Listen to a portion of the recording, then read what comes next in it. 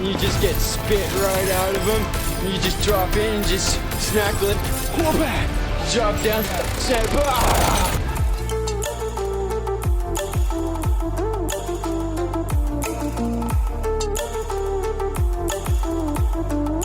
Zoning is often regarded as cheap, mostly because no one likes losing from full screen. However, a zoner who requires skill can often earn your respect, and one such zoner was Captain Cold. Even though most players avoided him due to his complexity, in the right hands he could counter nearly every playstyle with his massive toolkit. So without any further ado, let's talk about Captain Cold. I'm honestly not joking when I tell you this character was good at everything. If you felt like zoning, he could do it. If you wanted to go in and pressure the opponent on wake up, you could do that too. He had 50-50s, decent damaging combos, all that good stuff. However, with that said, he wasn't the master of anything, just a jack of all trades. So with that in mind, let's talk about his zoning first, which he did best. Captain Cold had a pretty standard projectile. It hit high, so you could duck under it, but look at the speed on this thing, it's not half bad. And then if you did ever do it up close on accident, you could just meter burn it and it was completely safe. I'm not sure why, but that was an option. If you wanted to meter burn, you kept yourself safe. And since these projectiles recovered so quickly, you could just keep doing them over and over again. If the opponent was ever outside the reach of your basic normals, you could just fire the projectiles instead. And then if you were further away, you could actually recover before these passed by the opponent, which meant you could actually charge your trait a little bit. So whether they blocked your projectile or just ducked it to avoid it, you could charge your trait just a little bit. And then as you charged your trait, your projectiles actually got faster. So here they are at level 1, pretty fast already. And then at level 2, check this out, we're going even faster still. And pretty much nobody went for level 3, but once we reach that, look how fast these projectiles become. Yeah, they're pretty much instant from full screen. And that's just one projectile. Once again, trust me, things get even crazier with this character. Next up, we have the Death Sickle. So this thing was delayed, but it hit overhead, and that delay was actually perfect for mix-ups because you could use this move to end combos, and right as they got up, it would land. And this meant the opponent either had to block or they had to roll out of the way on wake up. And that's why at high level, pretty much every player would go for the wall bounce, do the string, and then do the icicle, and then charge their trait, because you either blocked or you rolled away and they charged their trait just a little bit. Pretty much every chance you get, you were charging your trait as Captain Cold. And then once you had the opponent cornered, this move just became diabolical, because for some reason Captain Cold's down 1 hits low. His fastest move in the game hits low, which meant you could do this, and then low overhead. Very, very tough to block. And for that example, I did the down 1 before the icicle landed, but I didn't have to. I could have done this instead. Delayed just a little bit, and now it's overhead low. Once again, very, very tough to block. And the mix-ups don't stop there, because Captain Cold had an ice puddle just like Sub-Zero that hit low, and if you meter burned it, it extended combos. So you likely already know where I'm going with this. Captain Cold could do a corner combo, do the icicle, and then double low, and it was very tough to block. And if you blocked incorrectly, he could meter burn and get the full combo, which of course once again would end in the exact same setup, but he could change the timing to make it different every single time. So basically, if you wanted to escape these shenanigans, you had to do an invincible wake up attack, but typically those were punishable on block. So if the Captain Cold player was smart, he would just block on your wake up and then he would punish you for a full combo. And since we're playing Injustice, every character has amazing combos, even zoners, so just check out this corner damage.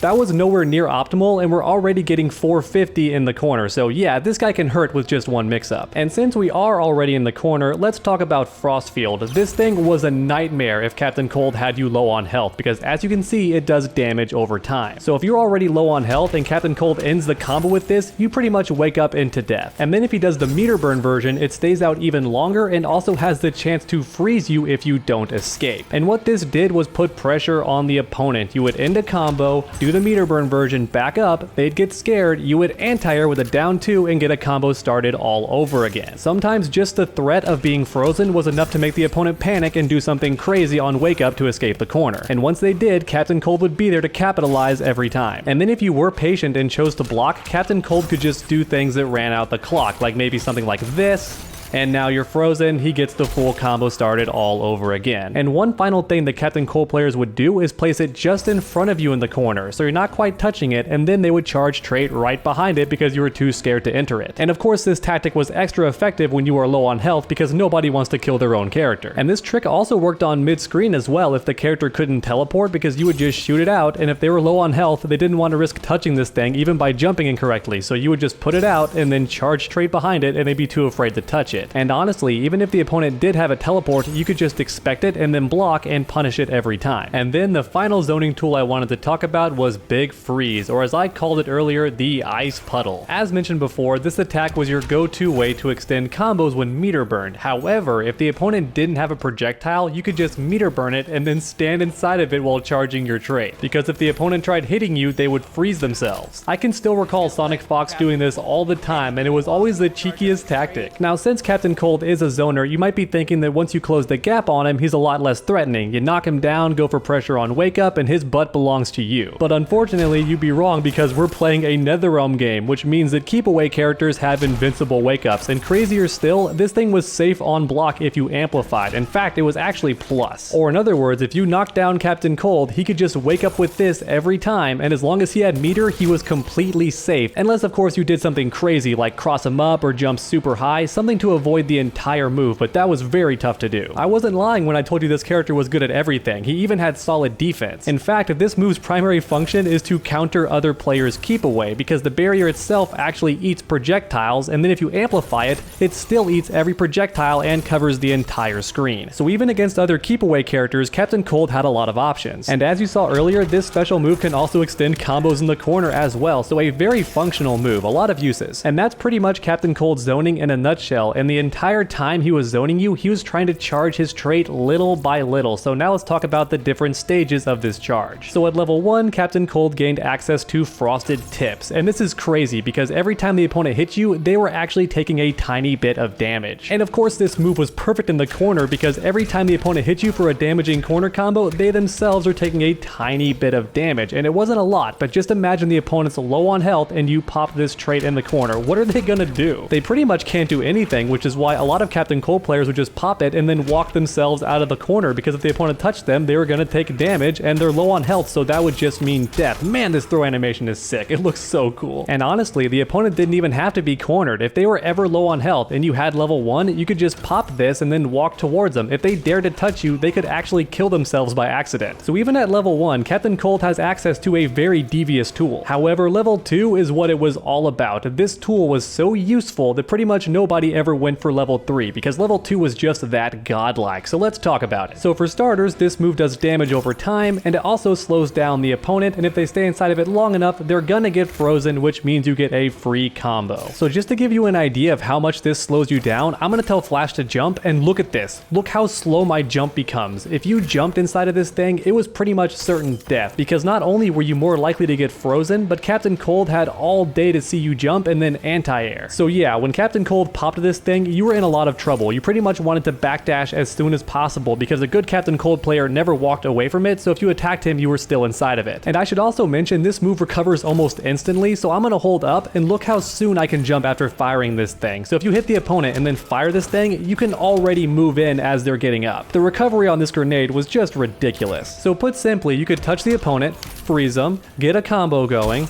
jump in, and then boom, ice grenade, and they have to deal with this thing on Wake Up. It was a nightmare. The opponent essentially had to backdash away from you or risk jumping at you, teleporting, and all of those things were super risky. Captain Cold has a good anti-air, he can punish your teleports, all that good stuff. And then perhaps the craziest thing of all is Captain Cold could hit you, freeze you, and then launch the grenade. And what this meant was he could do a jumping kick or something of that nature and then force you to deal with his block pressure, and if the Captain Cold player knew what they were doing, you were stuck in block stun for so long that you were guaranteed to be frozen. As an example, just check out how Sonic Fox does it here. The opponent gets trapped and they have no way to escape, so of course they're frozen and Sonic Fox gets a free combo follow-up. So as you can see, level 2 was just nuts, which is why most players didn't even go for level 3, but if you did ever build 3 bars, you got Cryogenic Blast. This thing covered the entire screen, including the air. So if the opponent was airborne, even from far away, and went for an air dash, you could catch him with this and freeze them every time. And this move was also good up close because it was more than fast enough to combo into, so just check that out. Now, since you could also freeze the opponent with the Ice Puddle, it was kind of a waste of all 3 bars to even go for this move up close, but it was also an option that you had. And then last but not least, this move is also safe on block, because of course it is. So even up close, there's not much risk to going for this move. Once again, you pretty much never saw it because level 2 was so good, but the main point of this move is that you could whiff punish pretty much anything, and just the mere threat of that possibility was enough to make your opponent think before doing something crazy that had long recovery. recovery. However, we're still not quite done with Captain Cold because this guy also has 50/50s. As mentioned earlier, he has an ice puddle, this thing hits low. But he also has an overhead right here on the second hit of his criminal code, and if you want to, instead of being a high overhead, it is now a high low, so that is of course a legit 50/50, and when meter burned, it leads to a full combo. So not only did he have icicle pressure every time you woke up, but he also had the threat of this regular 50/50. Once again, high overhead, or it's a high low. And that's about it for Captain Cold. As you can see, this character has a bit of everything, but using him at a high level was very difficult to do, because as the Captain Cold player, you had to always be doing something. You were either going for a setup, or you were charging your trait, you were going for pressure, you pretty much never got to stand still. And that's why you didn't see many players using him, but if you ask me, Captain Cold is the most methodical character that NetherRealm has ever created. But please let me know your thoughts in the comment section down below, and then while you're down there, please leave a like if you enjoyed the video. It really does help my channel out a ton. And finally, why not keep that combo going by suplexing that subscribe button? That way you never miss a future video. Make sure to come back next time, and as always, stay underdogs.